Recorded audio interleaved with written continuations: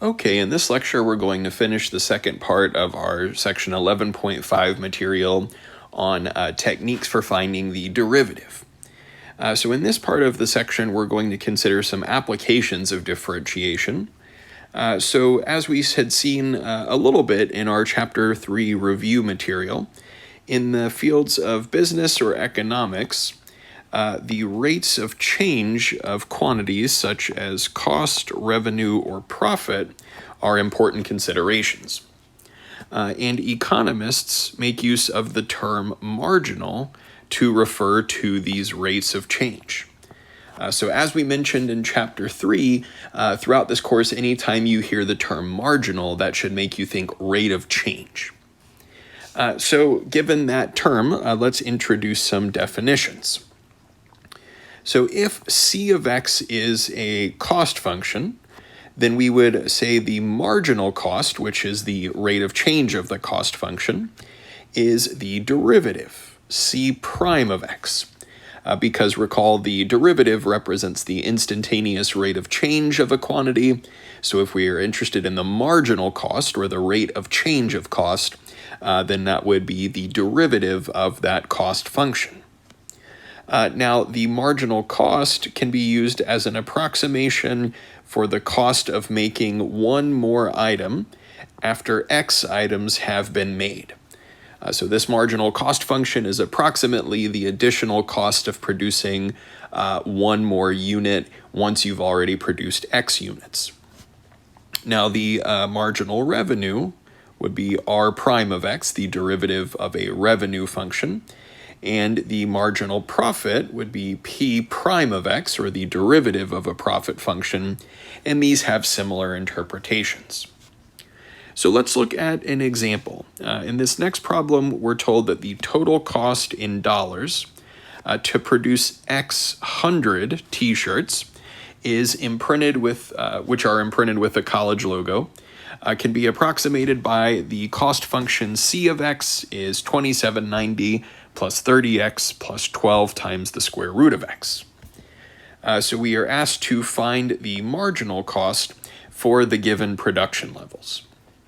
And in part A, we're given a production level of x equals 1, or since x is being measured in units of 100, that would correspond to 100 t-shirts. So as soon as we see the term marginal cost in this example, that should immediately make us think of a rate of change, or finding the derivative of this cost function. So using the techniques which we've talked about in the first part of this section, let's see if we can find the marginal cost function c prime of x. So we would start using the sum difference rule by taking the derivative of 2790, which is a constant, and the derivative of any constant is 0. Then we would add the derivative of 30x, which is a linear function. So the derivative of that linear function is the slope of that line, 30. And then we have plus 12 times the square root of x, or we could think of this as 12x to the 1/2 power. So the derivative would be 6x to the negative 1/2 power. Or if we want to rewrite this using only positive powers, we could say c prime of x is equal to 30 plus 6 divided by x to the 1/2, or square root of x. So this function represents our marginal cost. So we're asked here for the marginal cost at a production level of x equals 1, or 100 t-shirts. So evaluating this marginal cost function at x equals 1, we have 30 plus 6, or $36 for this marginal cost at a production level of 100 t-shirts. So this is an approximation for the additional cost of producing one more unit, or since x is being measured in units of 100 here, this would be the approximation for the cost of producing an additional 100 t-shirts. So let's look at part B. In part B, we're asked for the marginal cost at a production level of x equals 4, or 400 t-shirts. So evaluating our marginal cost function, C prime at x equals 4, we would have 30 plus 6 divided by the square root of 4, which is 2. So 6 over 2 would give us 3. So we would have a value of $33 as an approximation for the cost of producing an additional 100 t-shirts if we've already produced 400. Okay, so let's look at another example, sort of similar. In this next problem, we're given the profit in dollars from producing X hundred kegs of beer is given by the profit function P of X is 1500 plus 30X minus 2X squared. And we're asked for the marginal profit at the given production levels. And in each case, we want to decide whether the brewery should increase the production of beer. So let's consider what we're trying to find here. In the problem statement, we're told to find the marginal profit. So as soon as we see that word marginal, that means rate of change. So the rate of change of our profit function, or the derivative of our profit function, is what we want. So using our new rules for differentiation, let's start by finding P prime of X, the derivative of this profit function. So using the sum difference rule, we start by differentiating the constant 1500, which is 0, plus derivative of 30x would be the slope of that line, 30, and then minus the derivative of 2x squared is 4x. So this function is our marginal profit. So in part A, if we're asked for the marginal profit at a production level of 700, we'll remember in this problem, X is measured in units of 100 kegs. So for 700, that would mean X is 7. So evaluating our marginal profit function, P prime at X equals 7, we have 30 minus 4 times 7 is 28. So we're left with 2, which is being measured in dollars. So this says if we've produced 700 kegs of beer, the approximate cost for producing another would be $2. So in part B, we have or 650 kegs of beer, which would correspond to a value of X equals 6.5 hundred kegs. So evaluating our marginal profit at this value, 6.5, we would have 30 minus 4 times 6.5 would be 26. So 30 minus 26 is $4. And in part C, we have 1,200 kegs of beer, so X would be 12. Evaluating our marginal profit at X equals 12, we have 30 minus 4 times 12, which is 48.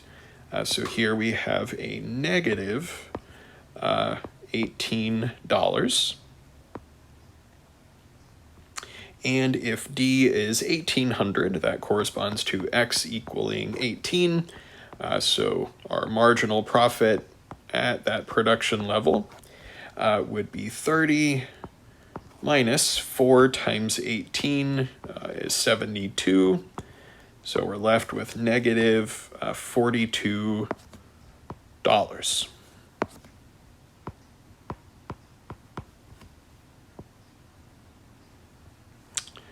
Okay, And this being our rate of change, so this is dollars per 100 units.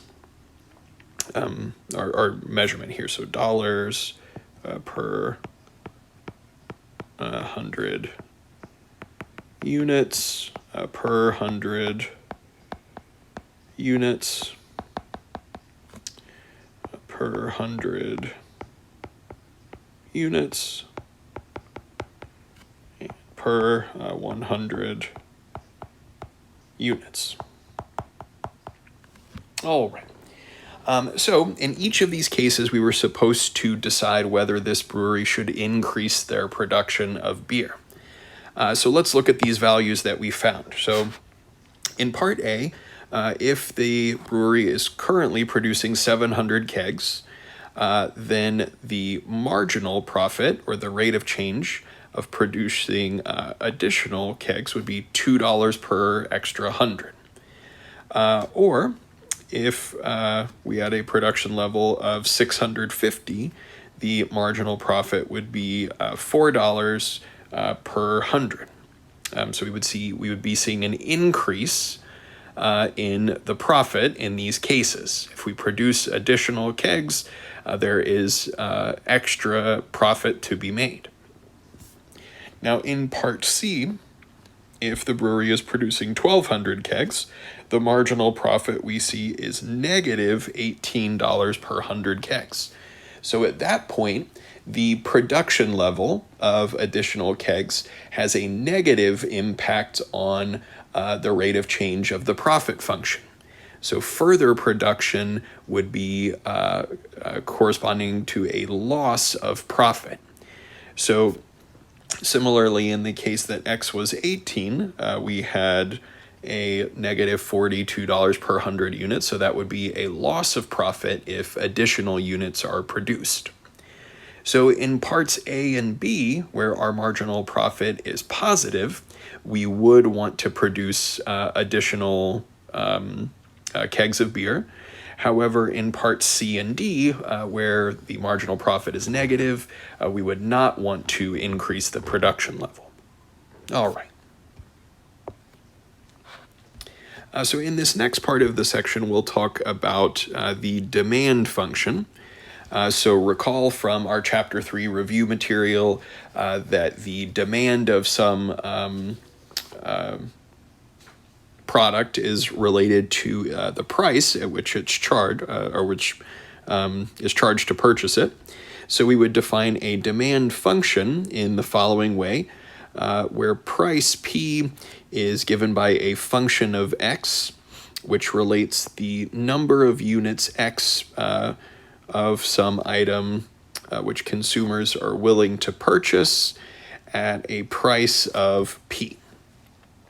So if we have a demand function, then we can define the total revenue, R of X, as being related to the price per unit and the amount sold by the following equation.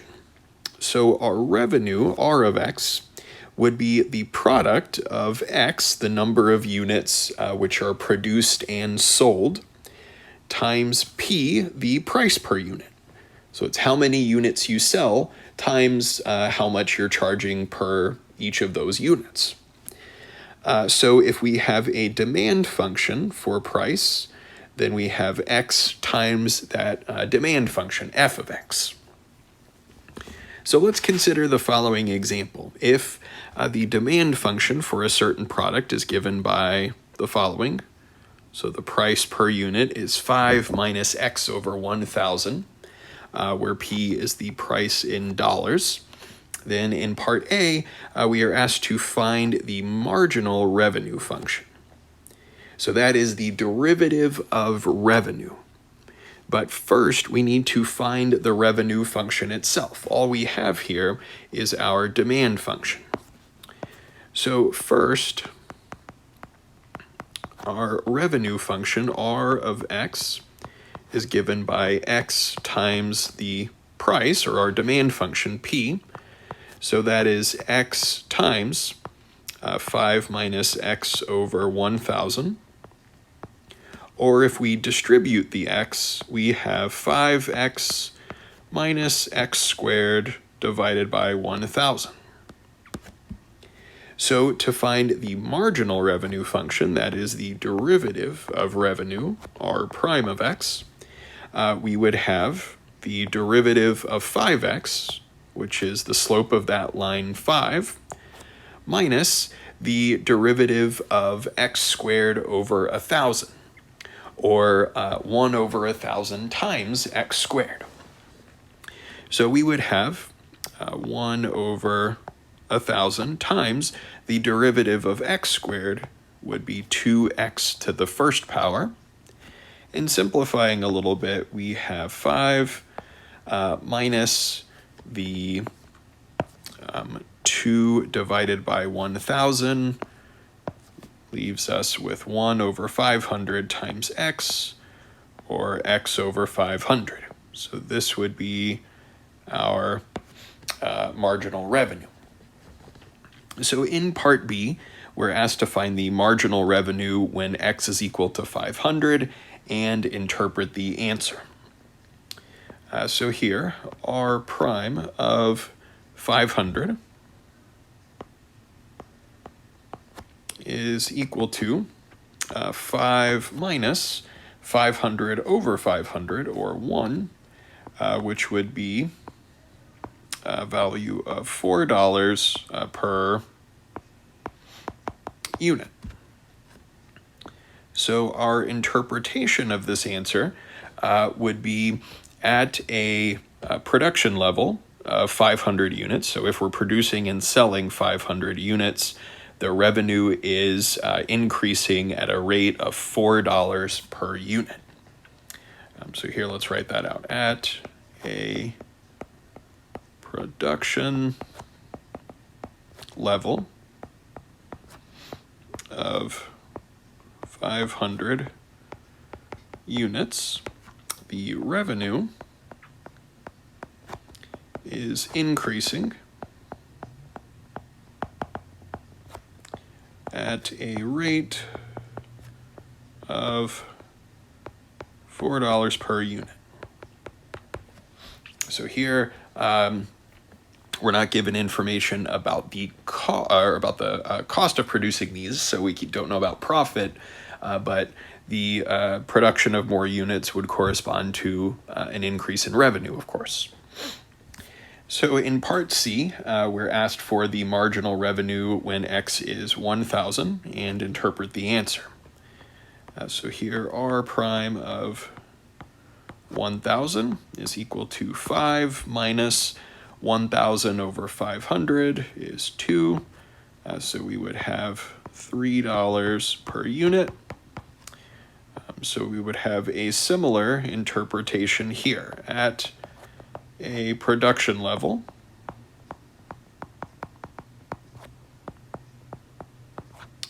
of 1,000 units, the revenue is increasing at a rate of $3 per unit. So at a higher production level, making additional units will still increase the revenue, but not by as much as at the lower production level of 500 units. All right. So in this next example, we are given the cost and revenue functions for some product. Our C of x is 1,300 plus 0.8x, and R of x is 6x minus x squared over 5,000. So in part A, we are asked to find the profit function P of x. Now recall that profit, P of x, is equal to revenue, R of x, minus cost, C of x. So here our profit function, P of x, is equal to revenue, which was 6x minus x squared over 5,000, minus the cost function, which was 1,300 plus 0.8x. So simplifying and combining like terms, we have p of x is, if I group my factors of x, I have 6x minus 0.8x. So I've got 5.2x, then minus my x squared over 5,000 minus 1,300. So this is our profit function. So in part B, we are asked for the marginal profit when x is equal to 12,500 and interpret the answer. So let's take a look here. When x is equal to 12,500, we want our marginal profit, or the derivative of profit. So using the rules that we saw earlier in this section, we can differentiate the profit function term by term using the sum difference rule. So the derivative of 5.2x is the slope of that line, 5.2, minus the derivative of x squared over 500 would be 2x, or x squared over 5,000, I'm sorry, would be 2x over 5,000, or x over 2,500. And then minus the derivative of the constant 1,300 would be 0. The derivative of any constant is 0.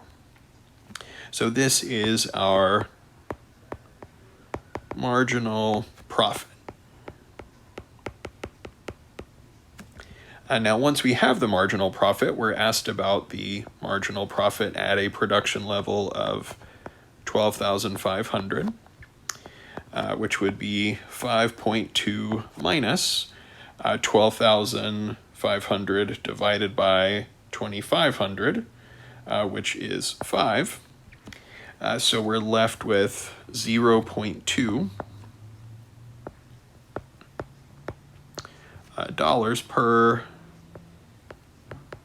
unit.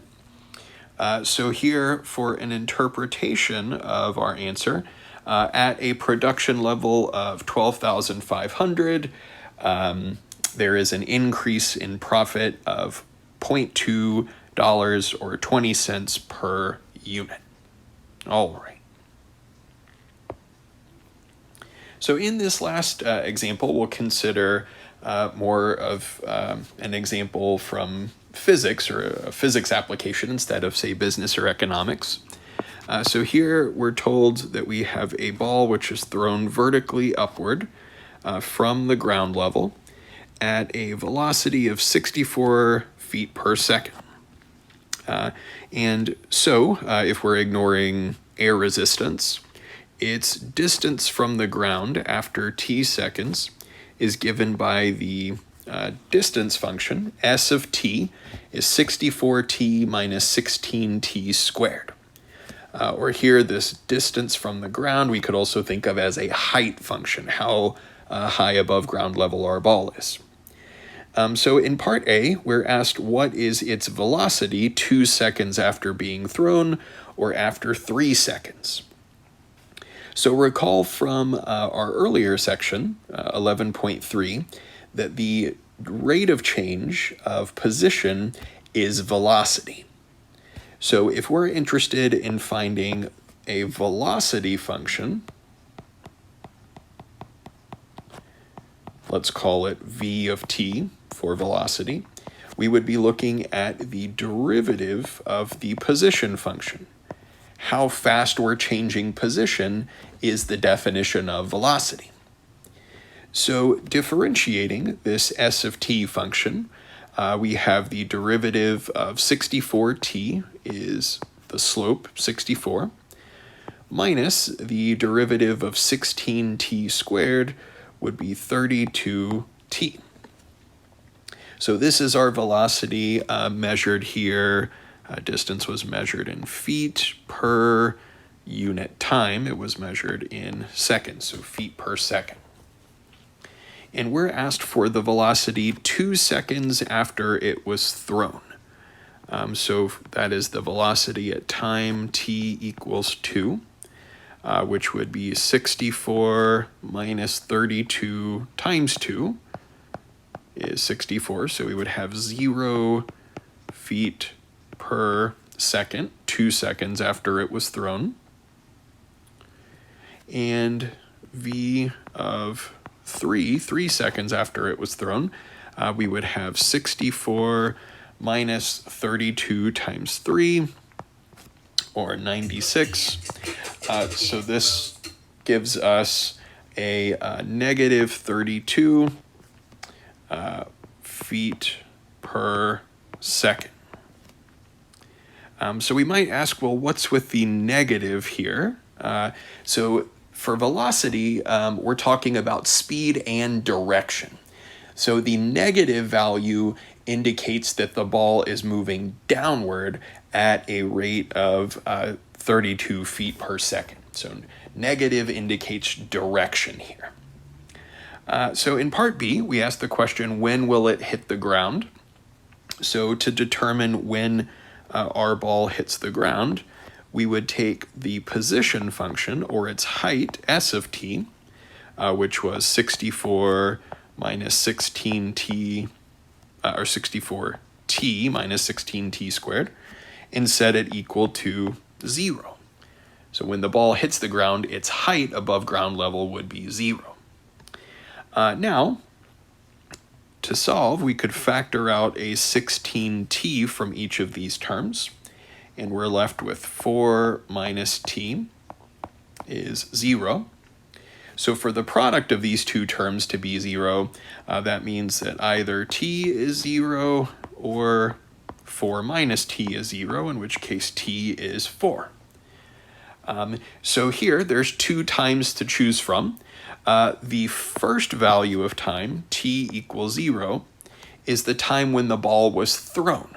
It was thrown from ground level, so after 0 seconds have passed, or when the ball is initially thrown, of course it's at ground level. So we're interested in the time when this ball has returned to the ground, so that is the positive value of t, t equals 4. So we could say here our ball hits the ground after t equals 4, which was measured in seconds. All right. So in part C, we're asked what is its velocity upon impact, that is, at the instant it hits the ground. So we determined in part B, the ball hits the ground after 4 seconds. So to determine its velocity at that time, we would take our velocity function and plug in 4 for t. So we have 64 minus 32 times 4, which is 128. So here we would have negative 64 feet per second for the velocity upon impact. It's moving downward at a rate of 64 feet per second.